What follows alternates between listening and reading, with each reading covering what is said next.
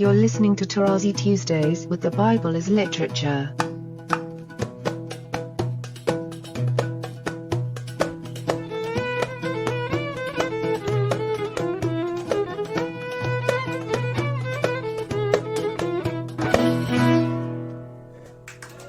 Hi, this is Father Mark Boulos. And this is Dr. Richard Benton. And you are listening to Tarazi Tuesdays with the Bible as Literature podcast. So, Father Paul, welcome back to the program. How are you this morning? Very well, thank you. So we wanted to talk today about a subject that is near and dear to our hearts because it was first near and dear to your heart, Father Paul, and that is the historical context against which the Bible was written. And of course, I'm talking about Hellenism, the Hellenistic period in the mid-3rd century BC. We know that this context factors heavily into your assessment of the formation of Scripture, and we were hoping that you could talk about this a little bit today on the program, what you're saying about this period and the formation of the Bible in your scholarship. Well, first of all, in literature, it's always difficult to convince people as to the origin of a certain text and the main point, because the argument is always circular.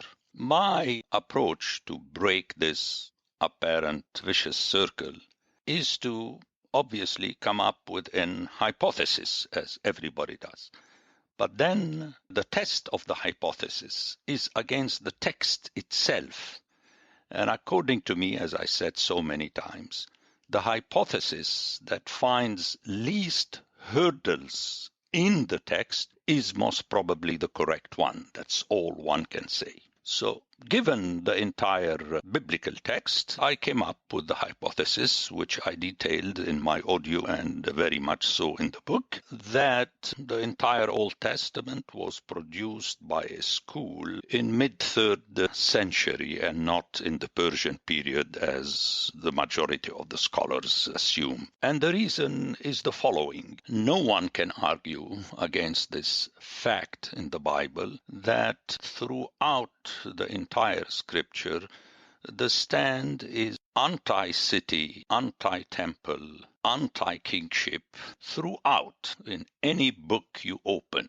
Already very early in Genesis 1 through 11, then with Abraham and Pharaoh, then with Pharaoh and Israel, with Moses and Pharaoh, and so on and so forth, and then the rest with David, Solomon. It's so obvious. And this importance given to the cities was already present in Mesopotamia. But then with the advent of Alexander of Macedon, it became much more important. Number one, the Greeks were basically building and statue and city people, mainly the cities, Sparta, Athens, and so on and so forth. And the culmination of all that is that this foreigner, Aryan, who came to a Semite area, established his capital in Babylon, which is the main city of the Semites in the east. So it was a double jeopardy for all these people.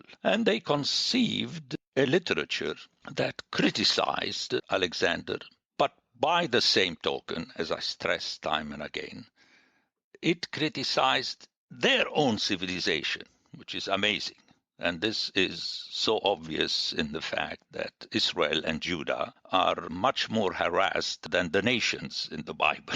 It's very clear all over the place. So that was the price they had to pay in order to get themselves or offer a way out of this impasse. Now, I'm opting for mid-3rd century for the following reasons. Number one has to give some time to let what Alexander of Macedon did in the East sink in the mind and heart and soul of the people. So I'm giving it roughly 100 years after his death. And that would coincide with the era of his heirs, the Diadochi, those who took his place.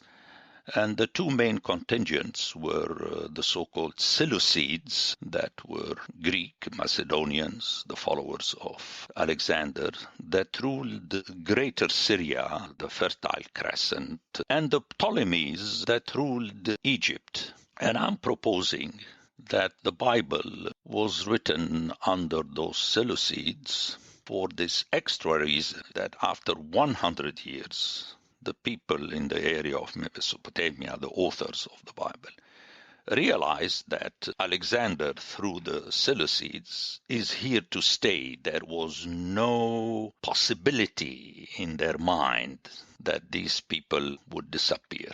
That's the background I'm talking about. That would explain, without so many hurdles, the content of the Bible, the way it was written, the stories of the Bible. You will see in my book that I propose that Goliath, the Philistine, is Alexander, or one of the Seleucids, for a very simple reason, that the Philistines, people always assume that there were Philistines and so on. But in the Bible, it is from a verb that means to spread.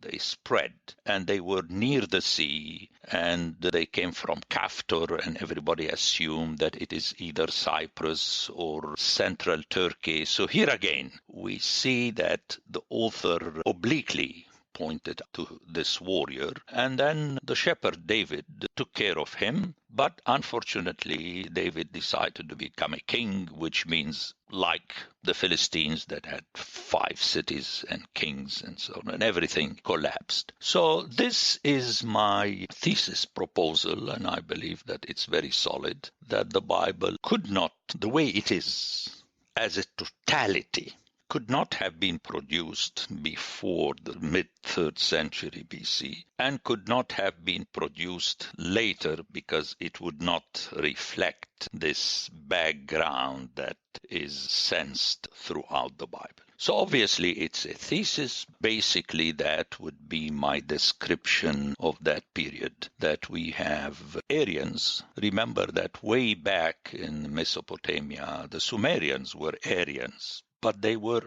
from the same area. That's what I stressed also in my thesis, that society is more geographical than it is ethnical, as people like to talk today after the experience in Europe and the nations and so on. It's not so. You live with your neighbor willy-nilly. So being Aryan or Semite in that time between the Sumerian and the Babylonians, the Akkadians, there was no problem. But to have an outsider from the area and also ethnic outsider coming in and imposing himself, it's a jolt.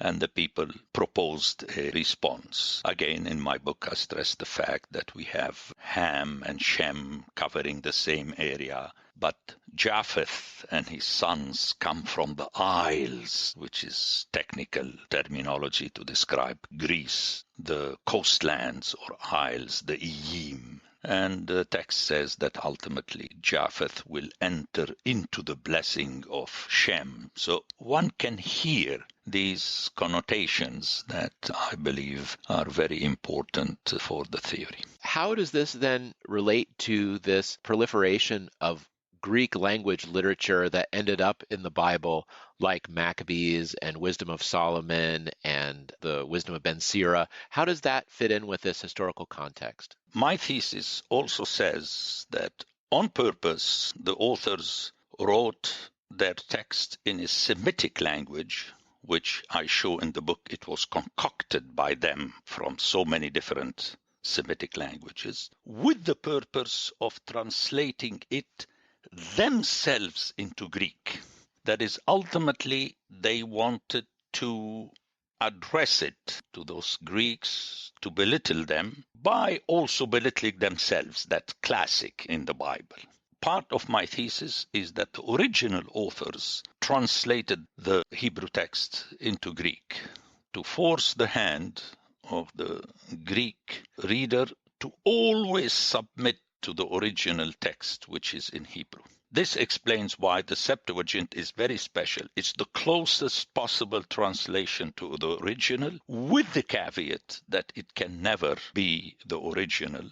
And that, by the way, is reflected in the preamble of one of these books you have referred to, that is not in the original Hebrew, which is the wisdom of Sirach, where the grandson of the supposed author says one has to be very careful because the translation never renders the original meaning. It's a very impressive passage. Now, my conviction, but it's much more complex, but I'll try to say it in a few words. My conviction is that these extra books that were produced, like Wisdom of Solomon and Wisdom of Sirach and the Maccabees and so on, was precisely to say to the people, either one has to follow the same message of the original Hebrew, take the Proverbs, for instance, or Job, where wisdom is the biblical teaching and not the Greek wisdom, the Sophia. This is developed in the wisdom of Solomon and the wisdom of Sirach, and their importance from that perspective lies in the fact that unexpectedly these so-called books of wisdom have a detailed rendition of a biblical epic, biblical story. One would ask why. Well, the reason, according to me, is that they wanted to draw the attention that one has to remember this biblical story that is part of the deal. The other books, just to give an example of the Maccabees, is precisely a critique of the circumcision as being the ultimate sign of being a Jew, and to remind the people that they have to do the law. So the Maccabees, if you like, it's already the background against which the letter to the Galatians was written. So again, in a nutshell, it's a very complex issue, but that would be my answer to it. And one has always to remember that these additional books are important because they shed light, but they are not as essential as the original ones written in the scriptural Hebrew and translated into Greek. So along these lines, how should we understand the longer version of Daniel or the alternate versions of Esther that we only have in Greek? How do you understand those in this historical context? I would look at them from the same perspective of the production of the other books. Additions to precisely open this bridge to the situation that continued after the mid-3rd century, throughout the 2nd and especially the 1st century with the Maccabees and the Hasmoneans and so on. But in this case, one will have to enter into details about the background of those times. I mean, let me just say a few words about Daniel. Daniel, is very strange. He's all over the place. He's in the time of the Babylonians and the Persians and so on. It's a figure that seems to straddle many centuries. And the ultimate intention is to say that he is the man of wisdom, like Joseph, who brought the true teaching of the Torah to the nations. And the additions go along these lines. We have Bel and then Susanna. That's how I hear them.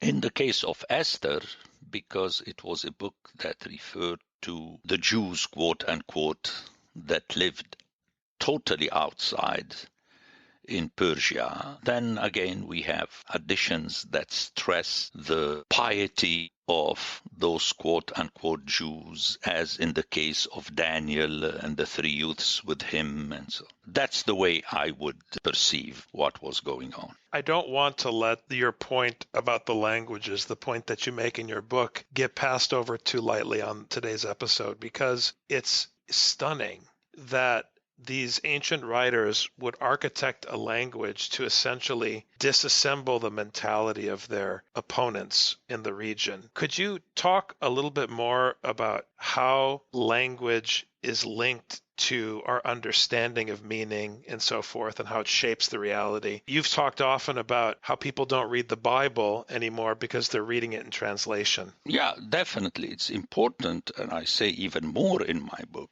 that the original has to be tested against the text itself. I mean, I've showed people, I remember a student of mine who had been in Israel and learned Hebrew, and I said to him, watch out, don't read back modern Hebrew into biblical Hebrew. And after half a semester, he realized that what I was saying was correct. That's why one has to study a word in the Bible and see the interconnection. Scholars only project outside the Bible that the Hebrew in the time of Isaiah and so on. Well, this is a fallacy for a very simple reason that all the scholars agree that the Hebrew of Scripture is the same throughout.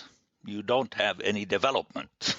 It's the same Hebrew. And I'm suggesting that the authors who were definitely erudite, coming from that area that for millennia was civilized, if you would like, they knew all these Semitic languages that were around them. Notice how Aramaic that came from the Syrian desert was used in Babylonia and so on. I mean, it's the same language. Someone coming from the Middle East would understand that. A Syrian can understand a Lebanese, an Egyptian, and a Saudi Arabian, and so on and so forth. Although these are not totally the same language, but we're used to them, so we understand one another. So I'm saying that the authors just came up. The basis would have been the Aramaic, but I'm still stressing that the language of the Bible is specific, and I call it concocted, made up. It's a little bit like Esperanto in modern times. Still, millions of people speak it. It was made up on the basis of Romance languages, and it is a possibility, and it does exist. One can do that.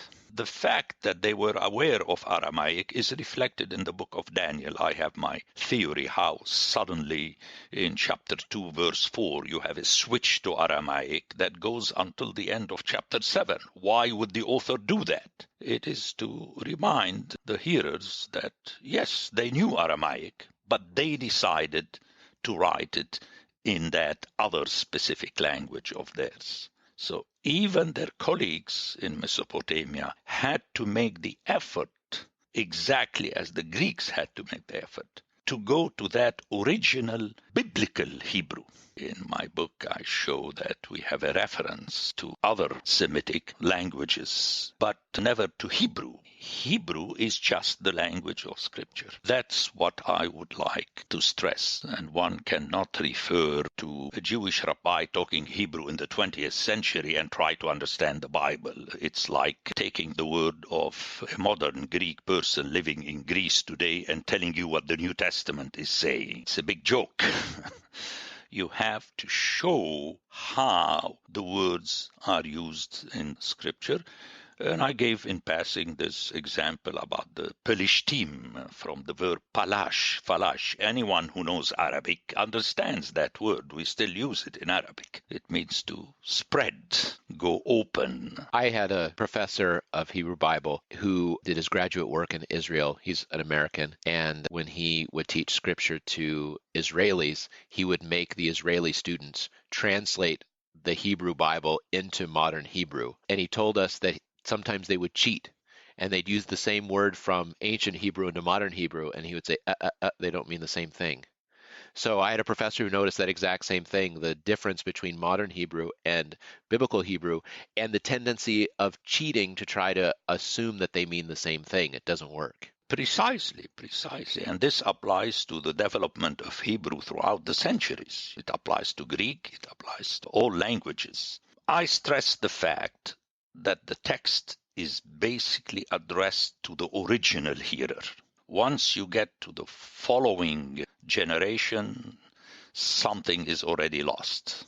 That's why one has to make the effort to rehear the text within its own context. And here, I refer to a tremendous work done by a German Jew. It is called the Concordance to the Hebrew Old Testament. Lisowski, he writes the verses, part of them, but already inviting you to check on all these verses to figure out whether his proposal to understand a verb or a noun in a certain way, it's okay with you because you can disagree with him. And I use it all the time. It's not a dictionary. The dictionary is very dangerous because it tells you what the author assumes the meaning of a word, even when they try to impress you by using Arabic and Aramaic and so on. As you said, it's cheating. The only way is to have many people doing the same effort in the same direction and without preconceived theological assumption. I remember how the people would say, well, if it is so, then how could you? Well, it doesn't matter. I don't want to explain to you your theology. That's your theology. I'm stressing the importance to try to understand what the original hearer heard. It's painstaking, but that's the price of it. I give importance to that expression as it is written, not as it is perceived, as it is written. So the text is always written. There is no non-written text. Even the taping that you're doing now is written. Take the Orthodox who use the old graphene and they apply it to the icon. You write an icon. You express it in a way that becomes etched and you can't play with it anymore. That's what the writing is all about. And the writing is a language. Whether there was a Hebrew before the Bible or there was no Hebrew, it's immaterial. The biblical text is in that language of the biblical text that one has to make the effort to learn. The same way that biblical Hebrew dismantled Hellenistic Greek, it dismantles our modern identity constructs, which are just another theology. Yeah. Because once you impose Jewish culture or Greek identity, you're just finding another way to work against the Bible's agenda, which is to facilitate brotherhood, not different identity groups. I just think it's very important for our listeners to understand that we have to submit to the text. We can't try to reinvent the text in our image. To push along this line, which again I express in the book towards the end when I deal with the New Testament, I believe the same thing was done by the school of the New Testament. It wrote it in the Roman Empire, whose language was Latin, and on purpose, actually they knew of Latin, as we hear in the Gospel of John about the cross of Christ and so on, Hebrew, Greek, and Latin, but on purpose they forced the Latin Romans to hear it in the language of the people they have conquered, which are the Hellenes, the Greek. But we don't need to go into that debate here, but I am saying that my thesis applies also to the New Testament. You force the other to submit to a strange text. This is, I think, an important building block in your overall thesis and something that we should definitely probe in future discussions. But anyways, thanks so much for your time today. Thank you very much, Father. Thank you very much. Have a great day. The Bible as Literature is a production of the Ephesus School Network.